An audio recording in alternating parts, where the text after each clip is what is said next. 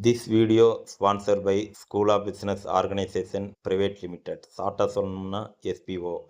வீட்டில் இருந்தே வேலை பார்த்து சம்பாதிக்க ஆசையா? உடனே ஸ்க்ரீனில் தெரிகிற நம்பருக்கு உங்களுடைய பெயரையும் படிப்பு தகுதியையும் சென்ட் பண்ணுங்கள். ஸ்கிப் பண்ணாதீங்க, பெரிய தப்பு. தினம் 300 ரூபாய் சம்பாதிக்க அரிய வாய்ப்பு. இன்ஸ்டாகிராம், ஃபேஸ்புக் பயன்படுத்த தெரிந்தால் போதும். Content post and content publishing மூலமா தினம் 300 ரூபாய் சம்பாதிக்கலாம். இந்த வேலை செய்ய 5 நிமிடம் போதும். Work training support, group communication support, all language customer live chat support, முக்கியமா சொந்தமா ஒரு பிசினஸ் ஸ்டார்ட் பண்ற அளவுக்கு உங்களால கற்றுக்கொள்ளவும் முடியும், சம்பாதிக்கவும் முடியும். இந்த வேலை வாய்ப்பு வழங்குவது 5 வருடத்திற்கு மேல ரன் ஆகிட்டு இருக்க நம்ம தமிழ்நாட்டு company school of business organisation private limited. மேலும் விவரங்களுக்கு டிஸ்கிரிப்ஷன்ல கொடுத்திருக்க நம்பருக்கு வாட்ஸ்அப் பண்ணுங்க.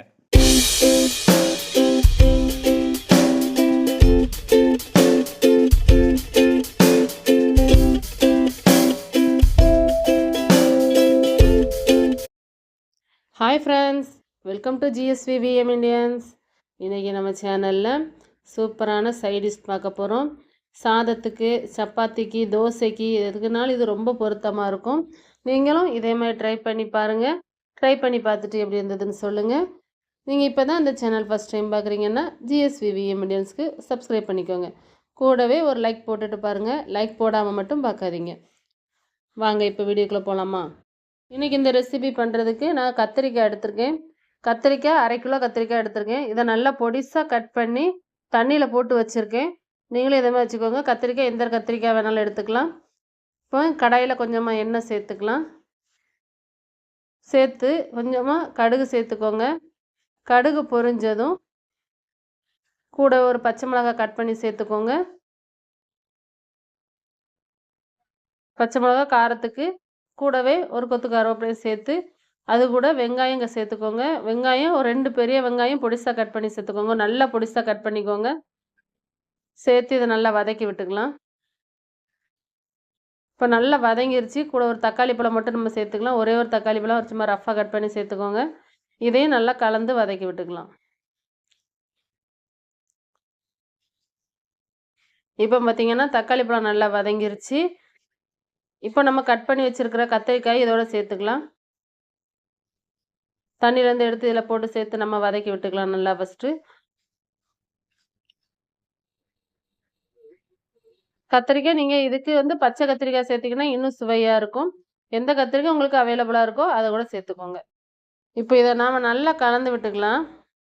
எண்ணெயிலே இது கொஞ்சம் வதங்கட்டும். இந்த எண்ணெயிலே இந்த கத்திரிக்காய் கொஞ்சம் நல்லா வதங்கணும். அதுக்கப்புறம் நம்ம தண்ணி ஊற்றி வேக வச்சுக்கலாம்.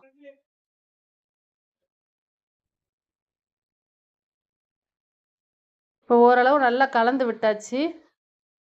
இப்போ இதில் நம்ம கொஞ்சமாக உப்பு சேர்த்துக்கலாம். தேவைக்கேற்ப உப்பு சேர்த்துக்கோங்க. உப்பு சேர்த்து உப்பு நல்லா கலந்து விட்டதுக்கப்புறம் கொஞ்சமாக நம்ம மஞ்சத்தூள் சேர்த்துக்கலாம். கொஞ்சமாக மஞ்சத்தூள் சேர்த்துக்கோங்க தேவைக்கேற்ப. சேர்த்து இதையும் நல்லா கலந்து விட்டுக்கிடுவோம்.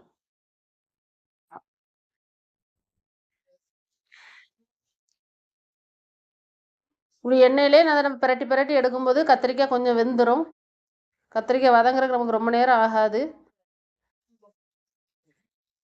இப்போ லைட்டாக மூடி போட்டு அதை வேக வச்சுக்கலாம். பாருங்கள், ஒரு 10 நிமிஷம் ஆச்சு. நம்ம எடுத்து பார்க்கலாம்.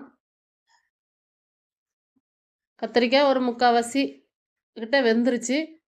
இப்போ இதை நல்லா வதங்கணும். நமக்கு இது சும்மா அப்படி கடிபடுற மாதிரி இருக்கக்கூடாது. நல்லா வதங்கிடணும். அதனால் இதை நல்லா கலந்து விட்டுக்கிட்டு தேவைக்கேற்ப தண்ணி சேர்த்துக்கலாம். இப்போ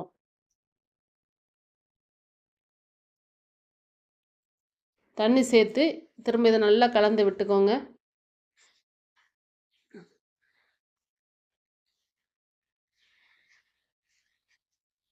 இப்போ கொஞ்சமாக சோம்புத்தூள் சேர்த்துக்கலாம். பெருஞ்சீரகத்தூள் இருந்துச்சுன்னா ஒரு 1/2 டீஸ்பூன் போல் சேர்த்துக்கோங்க. சேர்த்துட்டு இதை லைட்டாக கலந்து விட்டுக்கிடுவோம். சும்மா அப்படி லைட்டாக மிளட்டு அப்படி கலந்து மட்டும் விட்டுக்கிடுங்க. அவ்வளோதான். இப்போ இதை மூடி போட்டு வேக வச்சுக்கலாம். ஒரு 1/4 மணி நேரம் ஆச்சு. பாருங்கள் கத்திரிக்காய் எந்த அளவுக்கு வெந்து வந்திருக்குன்ட்டு. நமக்கு இந்த அளவுக்கு நல்லா குழஞ்சி வேகணும்.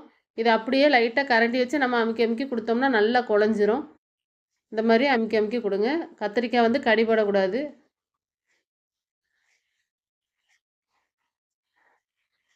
இந்த அளவுக்கு நல்லா அமுக்கி கொடுத்துட்டிங்கனாலே சூப்பராக தயாராகிடும்.